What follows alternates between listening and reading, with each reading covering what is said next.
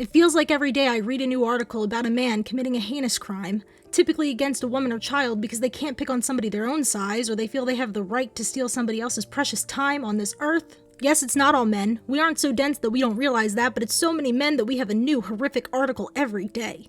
Yes, it might not be all men, but it's that piece of shit grown man who allegedly drugged 3 12-year-olds at a sleepover, including his own daughter. And I have to say allegedly because he has not been convicted. And the article I read has the nerve to say undetermined motives. Let me think, what did our parents teach us about men who drug little girls and women? Undetermined motives. The grown man was trying to separate the 12-year-old girls on the bed and doing tests to make sure they were still asleep, but undetermined motives. What that really means is we are too uncomfortable to say what he was going to do to those little girls, even though we know full well what that monster had planned, because monsters like him have existed since the dawn of time. It's the police officer who is already out on bail after allegedly raping a 13-month-old baby so violently her bones were broken, and I have to say allegedly because even though he admitted to it in text message, he still has not been convicted, nor has he been fired, just suspended, and it's funny how the article forgets to mention if that's with or without pay. And I just pray that that baby's brain protects her from the memories and the trauma that one day when she's out to play, that horrific experience doesn't resurface, that she doesn't remember it, because that's the only hope we have. He's walking around free right now as that baby's bones are set back into place, not even healed yet.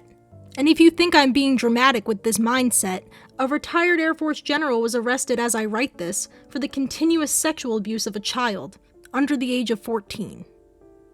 Under the age of 14. Another man sits on trial, accused of 3 murders, 2 innocent beautiful children, one 7 and one 16, buried in his yard, while the third victim, his own wife of 29 years, he allegedly smothered her while she slept, holding down her arms and taking the oxygen from her lungs. And I find myself thinking of the thoughts that must have crept into her head. Did she realize it was her own husband?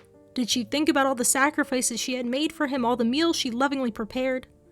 All the time she let him sleep in while she tended to their children? Did she wonder why? If she knew that he had been telling people she'd die young for 5 or 6 years before he actually allegedly murdered her, would she be angry that no one ever told her? No one ever thought to mention, hey, your husband said he had a vision you would die young. Weird, right? Nothing.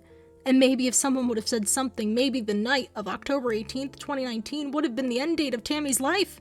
If another man would have said, when men say weird stuff about their wives dying, they usually end up killing them, statistically speaking. But most men don't concern themselves with the percentages on crimes affecting women or children. And if you're not one of these piece of shit men, if you don't think it's okay to harm, rape, or kill women or children, then help us instead. Say something to your family and friends when they say weird misogynistic things. If you see a man spike a drink, pour it down his own throat or throw it in his face. If you see an old dude staring down a 13-year-old girl, step into his line of sight and make eye contact with him. And finally, if your coworker makes a joke about how he wants to kill his wife, please tell somebody. You might save an innocent woman's life.